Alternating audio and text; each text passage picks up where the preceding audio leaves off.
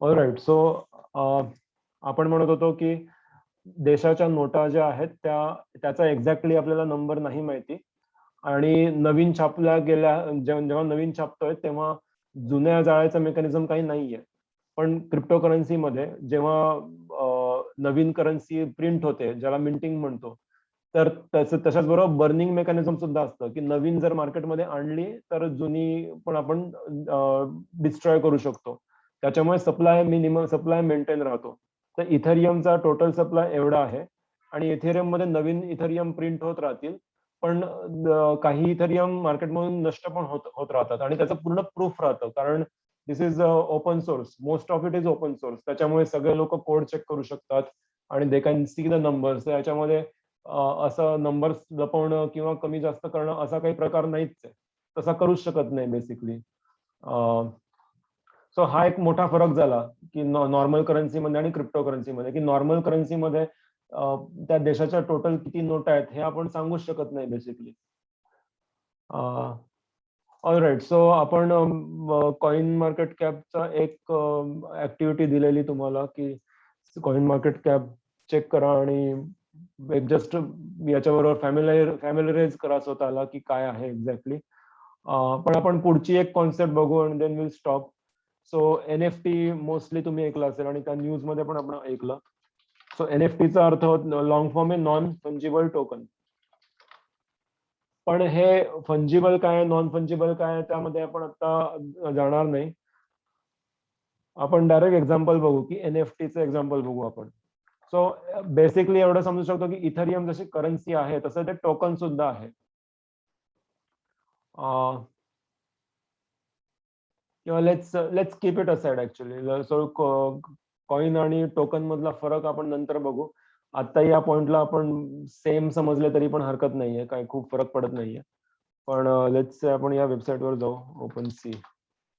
So सर्व NFTचं हे market place आहे बेसिकली. आणि इथे let's go to explore all NFT. आणि लेट्स से आपण बोर्ड ऍप बघू. Actually board app.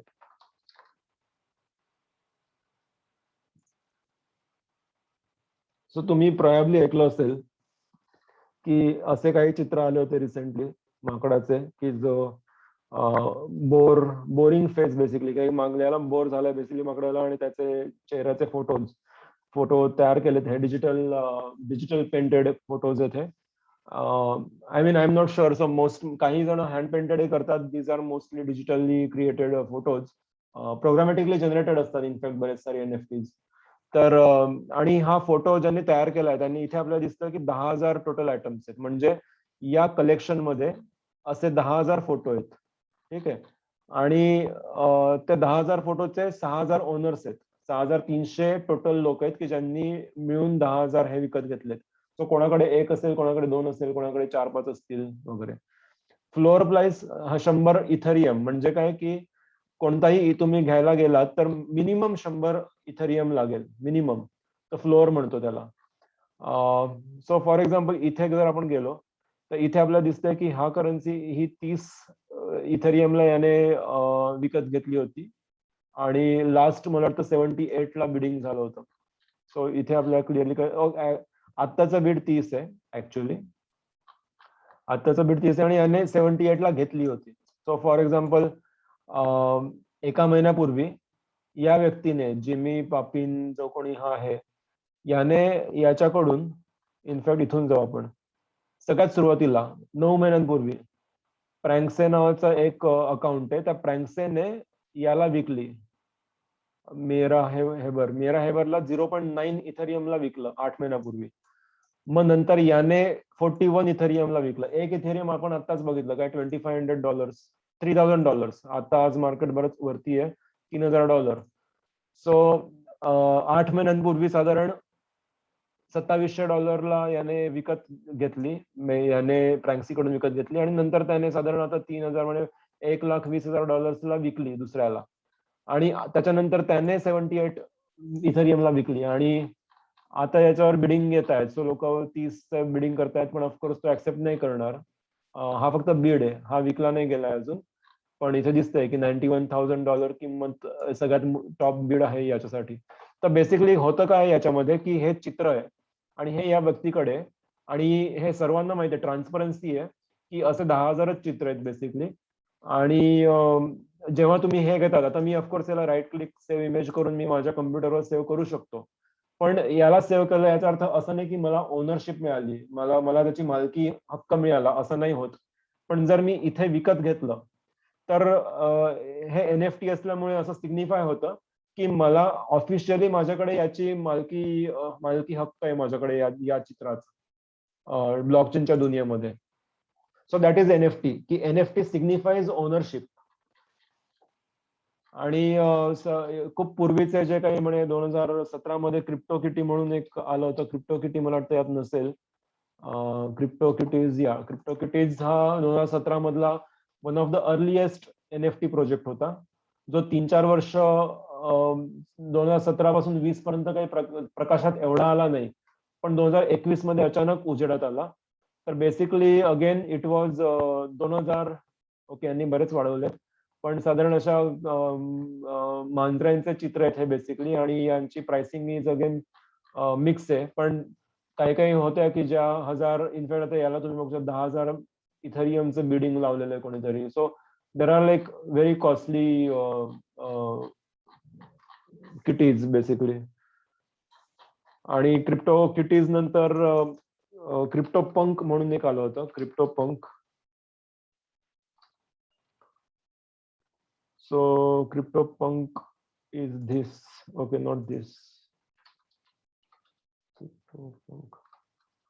CryptoPunks. Again हे मोस्टली कम्प्युटर जनरेटेड चित्र आहेत. ऑलराईट, हे कम्प्युटर जनरेटेड. सो CryptoPunk म्हणजे असे पिक्सेलेटेड फेसेस आहेत. आणि हे अगेन तुम्ही बघू शकाल की त्याचा फ्लोर नाहीये, पण 10,000 3,500 लोकांकडे. आणि हा $80 मला वाटतं, सॉरी 80 इथरियमचा याचा विकत घेतला होता 9 महिन्यांपूर्वी, आणि याने अजून विकला नाहीये. So basically this is again an NFT. आणि हा जर विकत घेतला तर आपण याच्यावरून बऱ्याच गोष्टी करू शकतो. म्हणजे एक कॉमन प्रश्न असतो की मी NFT विकत घेतला, पण मी त्याचं काय करू पुढे.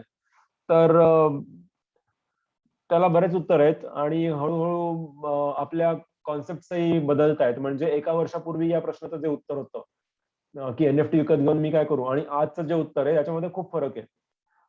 आपण डायरेक्ट आजचं उत्तर जर घेतलं तर तुम्ही असं म्हणू शकतात की जर तुम्ही हे चेहरा विकत घेतला सपोज, तर तो तुम्ही सो मेटावर्सवर आपण येऊ पुढे. पण तो तुम्ही मेटावर्स मध्ये एका एका डिसेंट्रलाइज वेबसाईटवर, Web3च्या वेबसाईटवर तुम्ही तो हँग करू शकतात कुठेतरी एक पोस्टर प्लेट म्हणून. किंवा तुम्ही म्युझियम मध्ये लावू शकता, आणि म्युझियम मध्ये लोक पैसे देतील एंट्रीसाठी, कारण त्या म्युझियम मध्ये असे दुर्मिळ चित्र लावलेले आहेत.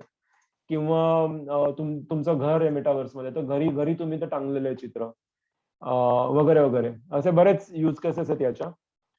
प्लस नवीन यूज केसेस येतात. आता फॉर एक्झाम्पल बोर्ड एपचा जो होता, तर त्यांची एक स्पेशल कम्युनिटी आहे.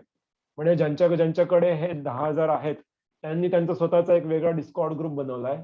आणि मग त्यांना वेगवेगळ्या NFT ला स्पेशल इन्व्हिटेशन मिळतं, स्पेशल व्हाईट लिस्ट मिळतात, लाईक स्पेशल ऍक्सेस मिळतो.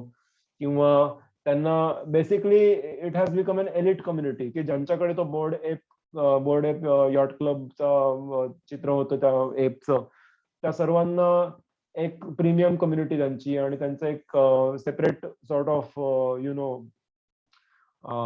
वेगळ्या प्रोजेक्टचा त्यांना लवकर ऍक्सेस मिळेल, अशा पद्धतीचा त्यांना ऍक्सेस मिळायला गेला त्याच्यामुळे. सो म्हणजे NFTचा ऍक्सेस कार्ड म्हणूनही युज होतोय अशा पद्धतीने.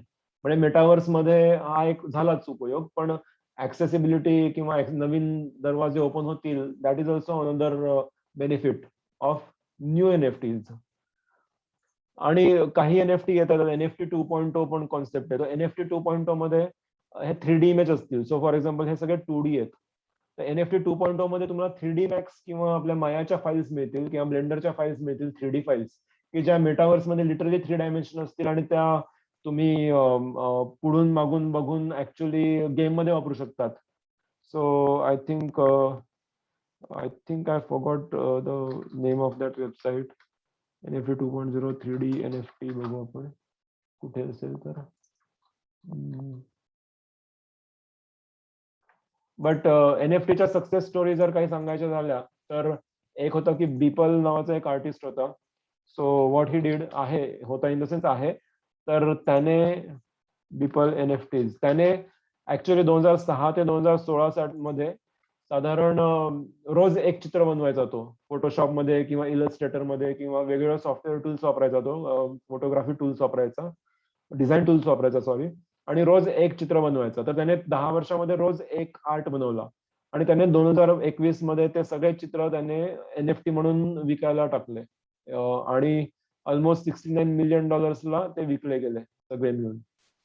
And I think that person is actually from India. I'm not sure entirely, पण he lives in Singapore, but he is from Indian origin. So एक इंडियन ओरिजिन होता की ज्याने $69 मिलियन हे पूर्ण कलेक्शन विकत घेतलं बीपलचं, आणि त्याचं कलेक्शन असं इथे दिसतंय आपल्याला. 25 मार्चला विकत घेतलं. फर्स्ट 5000 डेज म्हणजे पहिले 5000 दिवसांचे त्याने जे काढलेले चित्र होते ते. आणि त्याचे चित्र जर तुम्ही बघाल तर it's like all mix in a way. म्हणजे सपोज हे अशा पद्धतीचे त्याचे फोटोज त्याने केलेले वर्क्स आहेत. ठीक आहे. त्याच्यानंतर आता मागच्या आठवड्याची गोष्ट आहे की एक व्यक्ती, एक मुलगा आहे, त्याने इंडोनेशियाचा, त्याने त्याचे सेल्फी लॉन्च केले. सो सेल्फी NFT त्याने बेसिकली 3 वर्ष रोज स्वतःचे सेल्फी घेतले. ओके, रोज स्वतःचा सेल्फी घेतला कम्प्युटरच्या समोर असताना, आणि त्याने पूर्ण ते 400-500 जेवढे काही 400-500 NFT त्याचे चित्र होते, सेल्फी होते असे, ते सर्व सेल्फी त्याने NFT कलेक्शन मध्ये टाकले.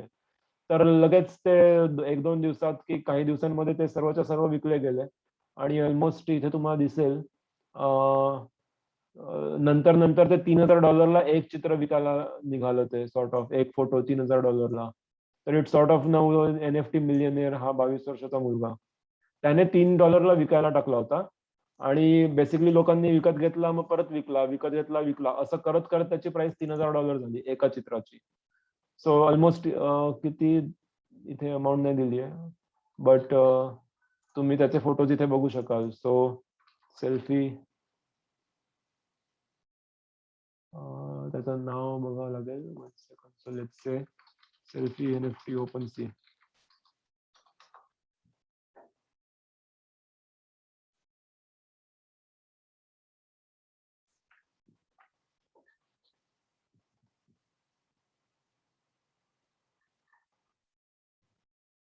गोझाली त्याचं नाव होतं, राईट, गोझाली एव्हरीडे. सो आपण इथे गोझाली सर्च करू.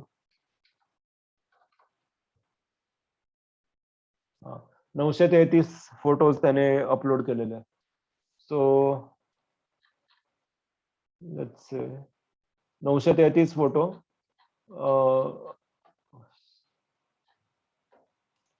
रोजचा एक फोटो त्याने अपलोड केलेला. 512 लोकांनी विकत घेतलेत आणि आता 0.1 ला मिनिमम आहे, लाईक 0.1 इथरियमला मिनिमम आहे. सो असे त्याचे नॉर्मल सेल्फी आहेत, काही चेंज नाहीये, नो एडिट्स वगैरे. मे बी असतील मायनर एडिट, बट बेसिकली त्याने स्वतःसाठीच असेच फोटो घेतले होते आणि ते त्याने अपलोड केले आणि NFTचं कलेक्शन टाकलं. सो आपण हा जर विकत घेतला तर आपण राईट क्लिक करून ऑफकोर्स सेव्ह करू शकतो, पण त्याने ओनरशिप नाही लक्षात येत. आणि जेव्हा तुम्ही हे विकत घेता तेव्हा एक ट्रान्झॅक्शन तयार होतं, ते ब्लॉकचेनवर जातं. सो फॉर एक्झाम्पल इथे जर कोणी विकत घेतलंय हे 28 डे, आता या ऍड्रेसला जाऊन आपण त्याची सिग्नेचर बघू शकतो की हे ट्रान्झॅक्शन नंबर आहे आणि या ब्लॉक मध्ये सेव्ह झालाय, लाईक ब्लॉक काय आहे पुढे येईलच. आणि या ऍड्रेसवरून या ऍड्रेसकडे तो गेला. आता हा ऍड्रेस त्या मुलाचा असणार मोस्टली, किंवा हा ओपनसीचा ऍड्रेस असेल, आणि ज्याने विकत घेतलंय त्याच्याकडे. आणि मग त्याने कितीला विकत घेतलं ते इथे कळतं की त्याला फी एवढी लागली आणि एवढ्याला त्याने विकत घेतलं, $3 विकत घेतलं. आणि मग हे $3 त्याचे गोझालीला गेले. मग थोडेसे $0.08 ओपन सीला गेला, $0.06 परत गोझालीकडे गेले. सो बेसिकली इथे कम्प्लीट गोष्टीचा ट्रॅक राहतो की किती अमाऊंट कोणाकडे गेली. तर याच्यामध्ये काही फेरफार करायचा काही संबंधच नाहीये. आणि त्याच्यामुळे आपण ओनरशिप सांगू शकतो की उद्या जर हे चित्र या व्यक्तीने दुसऱ्या व्यक्तीने कोणाला विकलं तर ते लगेच कळेल की इट्स नॉट ऑथेंटिक. कारण ऑथेंटिक आपल्याला माहिती आहे की या ऍड्रेसकडे ऑथेंटिक आहे, या व्यक्तीकडे ऑथेंटिक आहे ज्याने ट्रान्सफर केली आहे या ऍड्रेसकडे. So he is the authentic owner. आणि मग या ओनरचा आपण बॅलन्स हे बघू शकतो. आता हा जो नंबर आहे, इथे मी क्लिक केलं टू वाल्याकडे, की ट्रान्सफर कुठून कुठे आलं, तर ओपन सी फ्रॉम वरून टू कडे. आता टू ऍड्रेसवर क्लिक केलं तर आपल्याला इथे त्या व्यक्तीचा बॅलन्स कळतो की त्याच्याकडे 53 मॅटिक आहेत. त्याची किंमत 92. Matic is a coin. Again Indian फाउंडर्सने हा बेसिकली प्रोटोकॉल आणि प्रोजेक्ट तयार केला, ज्याच्या कॉइनचं नाव मॅटिक आहे. आणि हा पण बऱ्यापैकी मला वाटतं टॉप 20 मधला कॉइन आहे. It's very widely used. तर इथे आपल्याला कळतं की या व्यक्तीने काय काय ट्रान्झॅक्शन केलेत, मग त्या सगळ्या ट्रान्झॅक्शनचा हिस्ट्री राहते. आपल्याला प्रॉब्ली हे नाही कळणार की हा ऍड्रेस कोणाचा आहे, तुझा आहे, माझा आहे की त्याचा आहे, हे आपल्याला नाही कळणार. पण या ऍड्रेसवर काय काय झालंय ते मात्र आपल्याला कळतं. तर दॅट इज द वे की इथे ट्रान्सपरन्सी पण मेंटेन होते, की तुम्ही काही लपवू नाही शकत. पण at the same time anonymity पण राहते, की कोणी केलंय हे नाही कळत. आणि ते कळायला काही मेकॅनिझम्स आहेत, डायरेक्ट नाही आहेत, पण it's fairly easy and also one of the म्हणजे ब्लॉकचेनचं एक सॉर्ट ऑफ प्रिन्सिपलच आहे अनोनिमिटी. त्याच्यामुळे बऱ्याच साऱ्या गोष्टी आहेत की तुम्ही अनोनिमस राहू शकतात. पण ट्रान्सपरन्सी सुद्धा आहे, कारण प्रत्येक गोष्ट लॉग होते आणि ही कधीच चेंज होऊ शकत नाही. लाईक फॉर एक्झाम्पल, ही जी एंट्री आहे, ही एंट्री कधी कोणी एडिट नाही करू शकत. ही एडिटेबल नाहीये. That is a very big difference, की आपण नॉर्मल सॉफ्टवेअरमध्ये जेव्हा पायथनवर कोड लिहितो, डेटाबेसमध्ये काही सेव्ह केलंय, तर आपण एडिट करू शकतो. तुमचा डेटाबेस सपोज आपला बँक बॅलन्स जो आहे, like what is your wealth, की आपल्या बँक अकाउंटमध्ये जो काही नंबर दिसतो आपल्याला, ती म्हणजे आपली वेल्थ आपण समजतो, की माझ्या बँकेत जेवढे पैसे दिसत आहेत तेवढे म्हणजे माझी आत्ताची व्हॅल्यू आहे. अपार्ट फ्रॉम युअर स्टॉक्स आणि रिअल इस्टेट ते सोडून दिलं, बँक बॅलन्स म्हणजे काय? डेटाबेस मधला नंबर. पण उद्या डेटाबेसचा नंबर एडिट केला कोणीतरी, हॅकरने केला किंवा त्या कंपनीने केला, तर आपल्या किंमत लगेच चेंज होणार, की अरे तुमचे 500चे 50 होऊन गेले. पण इथे ब्लॉकचेनवर हे एडिट नाही होऊ शकत. दिस विल ऑलवेज बी देअर. आणि जर तुम्हाला नवीन करायचं असेल तर तो एक नवीन एंट्री होईल त्याची, आणि ती नवीन एंट्री सगळ्यात नवीन टाइम स्टॅम्पला ऍड होईल. म्हणजे एकावर एक ठेवण्यासारखा गोष्टी आहेत. म्हणजे एका ब्लॉकवर दुसरा ब्लॉक, दुसऱ्या ब्लॉकवर तिसरा ब्लॉक झाल्यानंतर तुम्ही पहिल्या ब्लॉकमध्ये काय होतं ते चेंज नाही करू शकत. आणि that is one principle of blockchain, की डेटा इज नॉट एडिटेबल. तर आता नवीन एडिटेबल काही गोष्टी येत आहेत कॉन्ट्रॅक्टमध्ये, but that's a very different part. पण एक तुम्ही ढोबळमाने समजू शकतात की जुना डेटा एडिट करणं कठीण आहे. त्याच्यामुळे असं म्हणतात की हे हॅक करणं कठीण आहे इन द सेन्स. आणि हॅकिंग होते, इनफॅक्ट ब्लॉकचेनवर बऱ्याच गोष्टींचं हॅकिंग होतं, पण ते हॅकिंग वेगळ्या लेवलचं आहे. ते हॅकिंग असं नाहीये की तुमचा डेटा चेंज झाला. तशा पद्धतीचे हॅकिंग शक्यतो झाले नाहीयेत. All right. So that is one part. तर आपण कुठे होतो? गोझालीचे, हा, ट्रान्झॅक्शन आपण बघितलं की या व्यक्तीकडे आलेत. आणि मग आता ज्याने विकत घेतलं, हा निरोवन, याच्याकडे काय काय आहेत हे पण आपण बघू शकतो. आता निरोवन कोणी पण असू शकतं, जगामधल्या कोणत्या पण कानाकोपऱ्यामध्ये हा निरोवन नसेल बसलेला, पण आपल्याला कळेल की याच्याकडे कोणकोणत्या एनएफटी आहेत, मग त्याच्याकडे या एनएफटीज आहेत, हे आपल्या इथे दिसतं. आणि या सगळ्या एनएफटी इथेरियम नेटवर्कवरच्या आहेत. तर नेटवर्क म्हणजे काय हे आपण पुढच्या सेशनमध्ये बघणार. पण आता एवढंच समजून घ्या की हे एनएफटी त्याचे इथेरियमच्या नेटवर्कवरचे त्याच्याकडे एवढे एनएफटी आहेत या व्यक्तीकडे. आणि याचा हा ऍड्रेस आहे, पब्लिक ऍड्रेस.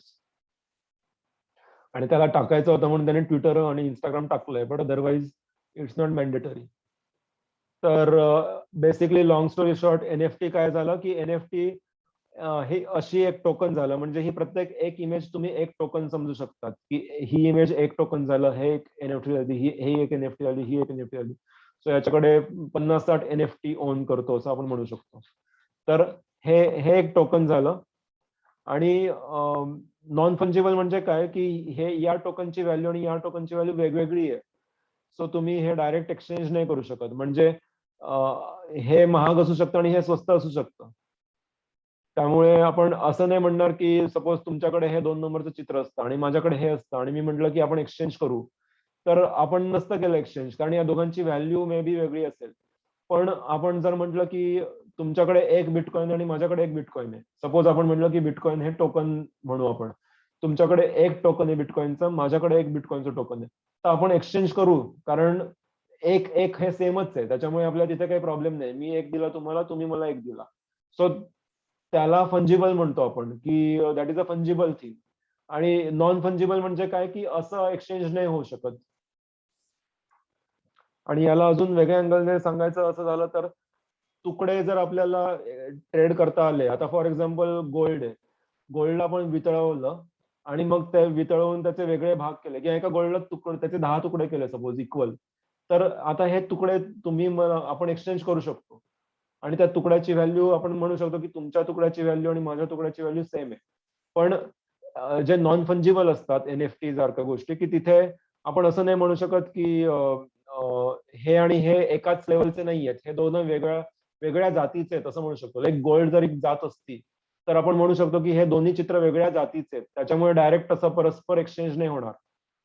हा, पण सपोज याचे 4 चित्र असतील, या काळ्या बॉक्सचे जर 4 चित्र असतील, तुमच्याकडे एक आहे, माझ्याकडे एक आहे, तर आपण तिथे करू शकलो असतो की माझं तुम्हाला दिलं, तुमचं मला दिलं, कारण ते 4 आहेत, ते सेम जातीचे आहेत ते.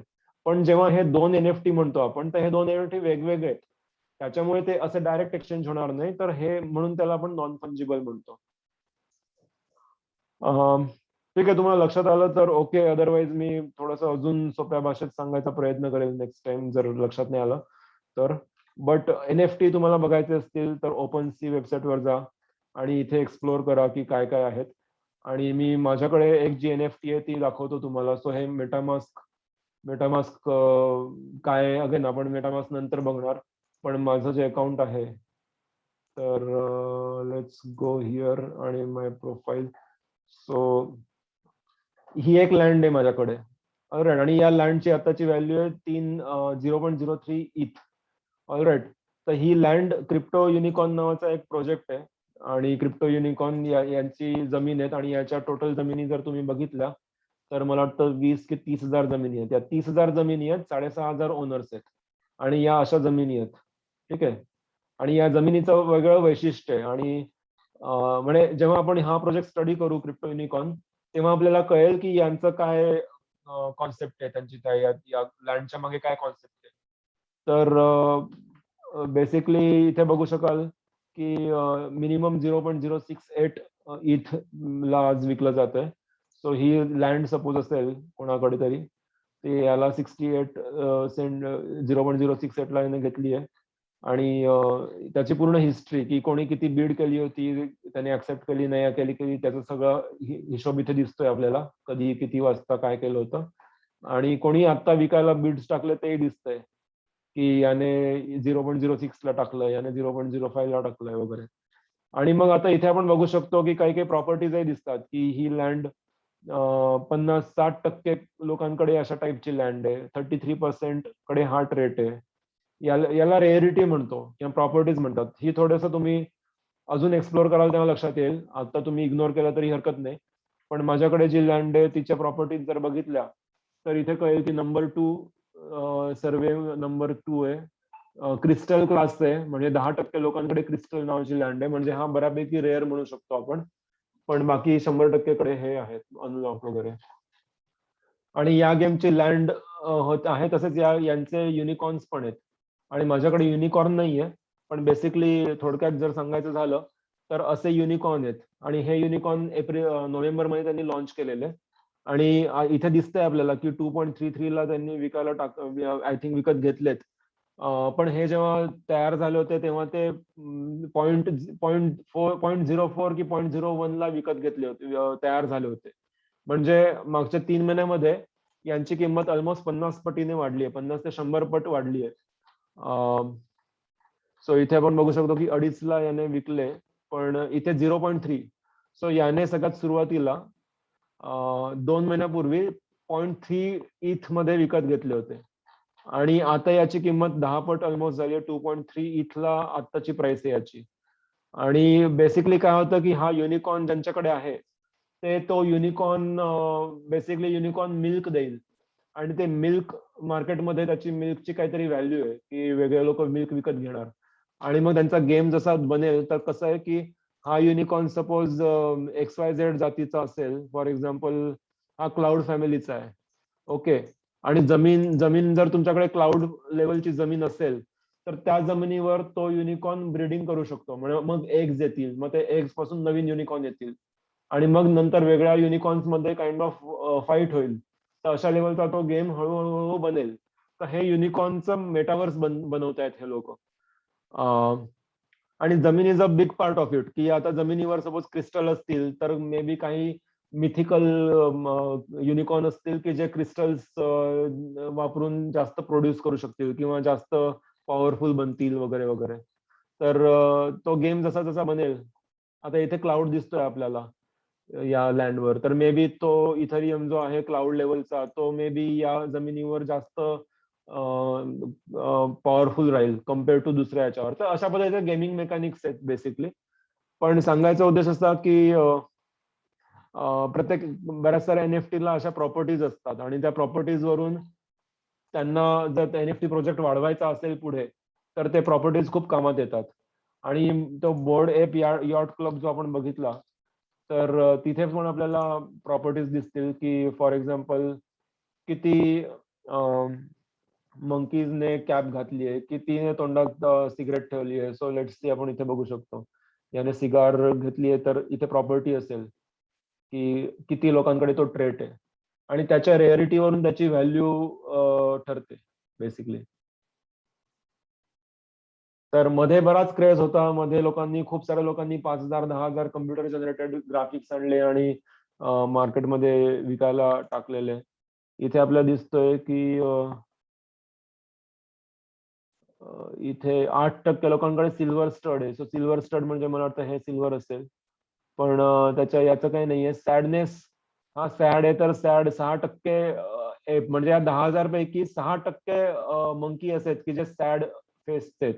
आणि बर्ड अनशेव्ड 6% सॉरी किती 0.6% एप्स ने शेविंग नाही केलंय. आणि मग ही खूपच रेअर झाली, त्याच्यामुळे याची व्हॅल्यू मे बी अजून जास्त असेल. तर अशी रेअरिटी बेसिकली वेगळ्या एनएफटी ने त्यांनी आणलेली आणि ही कोणी चेंज नाही करू शकत. एकदा ती लिहिली गेली की लिहिली गेली. That is like nobody can change it. तर दॅट इज एनएफटी. आणि I think will stop here. Next याच्यामध्ये आपण मे बी डीफाय थोडंसं बघू किंवा आपण मेटावर्स बघू. मीनवाईल तुम्ही सिंपल व्हिडिओज बघू शकतात की एक जस्ट एनएफटी वरचे जनरल व्हिडिओ सर्च करू शकतात की युट्यूब वर जाऊन एनएफटी टाकून जस्ट एक जनरल एनएफटी मार्केट काय आहे वगैरे बघू शकतात. पण खूप साऱ्या बिग सक्सेस स्टोरीज आहेत एनएफटीच्या.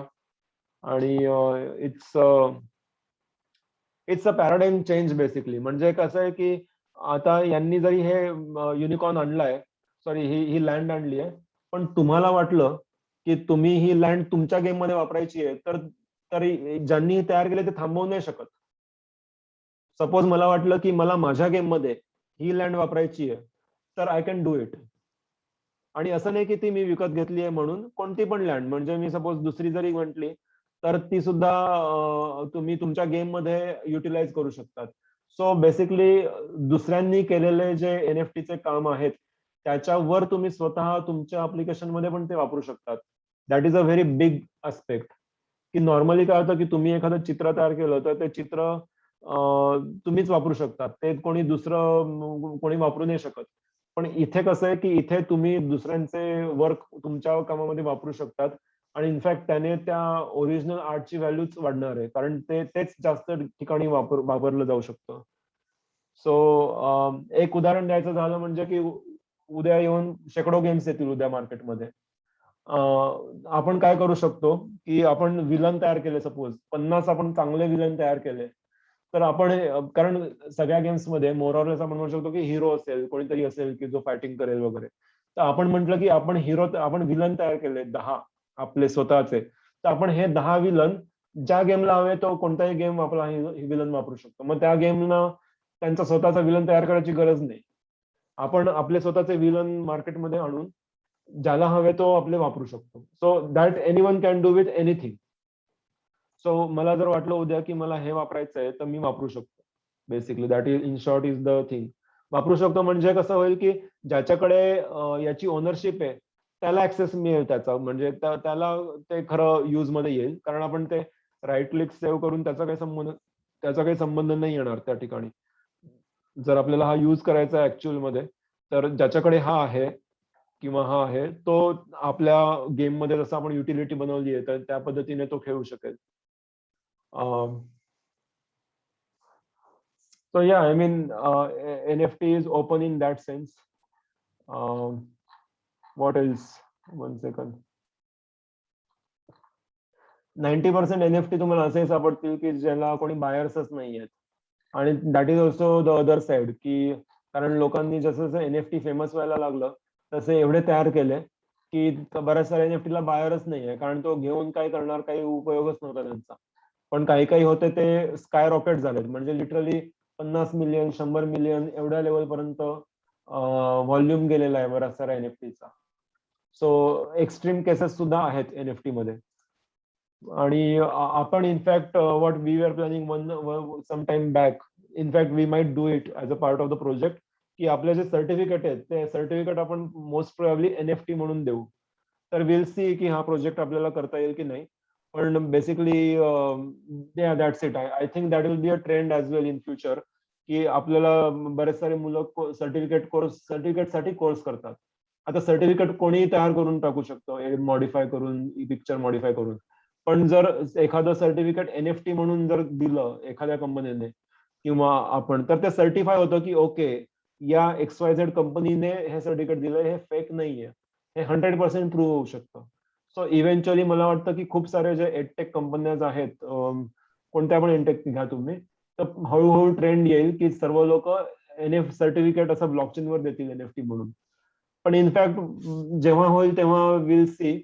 पण आता तरी आपला एक प्रोजेक्ट हा होऊ शकतो की जिथे आपण आपले सर्टिफिकेट्स एनएफटी म्हणून देणार, just for fun actually, and just to learn as well की एनएफटी कसं तयार करता येतात, कसं तयार करतात. आणि याचे कोड खूप छोटे आहेत ऍक्च्युली, लाईक पायथनच्या कोडपेक्षा यांचे कोड खूप लहान लहान आहेत.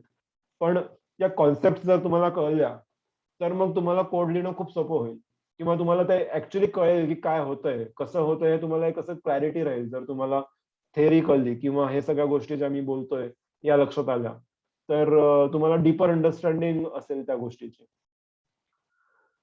Anyway, OpenSea is a marketplace NFT, आणि तसंच 3-4 वेगवेगळे, 3-4 इनफॅक्ट बरेच सारे आहेत.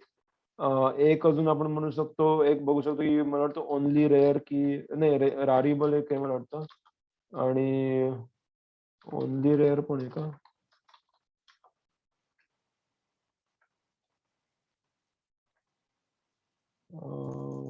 आय थिंक रारीबल एक होतं. याच्यामध्ये इस्पेशली आर्ट आर्ट जायचं, आर्टिस्टिक वर्क्स मला वाटतं अपलोड व्हायचंय. इनफॅक्ट काही काही म्युझिशियन्सने त्यांचे त्यांचे सॉंग्स एनएफटी म्हणून टाकलेत. की फॉर एक्झाम्पल कोणता तरी बँड होता, त्यांनी 1000 कॉपीज आणल्या आणि हजारोच लोक तो विकत घेतील ते गाणं. आता ऑफकोर्स ती MP3 कशी पण पब्लिक होऊ शकते, लाईक MP3 कोणी पण पायरेट करून इकडे तिकडे पसरवू शकतं. पण 1000 लोकांनी ज्यांनी विकत घेतलं याचा अर्थ काय होतो की माझ्याकडे त्याची ओनरशिप आहे. सो फॉर एक्झाम्पल मला A.R. रेहमान आवडतो सपोज, तर आणि A.R. रेहमानने 1000 NFT, हजारच गाण्यांच्या कॉपी आणल्या त्याच्या. लाखो लोकांनी पायरसी करून ऐकलंय.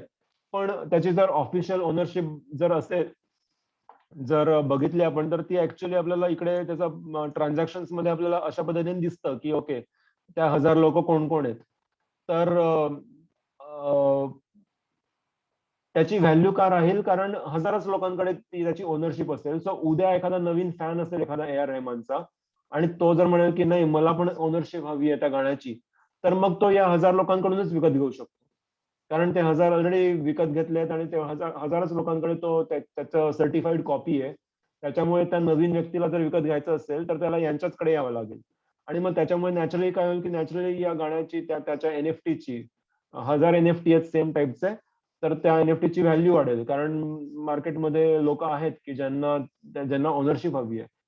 तर that is the whole point of NFT, की इट सिग्निफाईज ओनरशिप.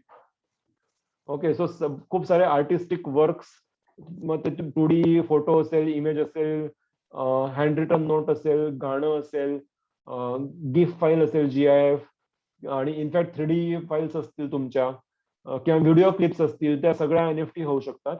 आणि इनफॅक्ट जॅक डॉर्सी जो ट्विटरचा फाउंडर आहे, त्याने त्याचा स्वतःचा जो पहिला ट्विट केलेला तो पण NFT म्हणून विकलेला कितीतरी $80,000 तर त्याने $2.9 मिलियन त्याने विकला की जो फर्स्ट ट्विट आहे first first ever tweet okay जगातला 2008-9 की केव्हा तरी तो हा ट्विट आला जस्ट सेटिंग अप माय ट्विटर हे 2006 मध्ये त्याने ट्विट केलं 22 मार्चला तर हा त्याने विकला कितीतरी $2.9 million so things like that all right that's it for now मला वाटतं तुम्ही कॉइन मार्केट कॅप बरोबर आता ओपन सी किंवा NFT मार्केट प्लेस अशा गोष्टी सर्च करा NFT मार्केट प्लेस आणि थोडस जस्ट एक्सप्लोर करा वेबसाईट थोडा न्यूज वाचा सो एक तुम्हाला अंडरस्टँडिंग येईल की मार्केटमध्ये काय चालू आहे आणि नेक्स्ट आपण डीफाय किंवा मेटावर्स आपण एक्सप्लोर करणार नेक्स्ट सेशन मध्ये ऑल राईट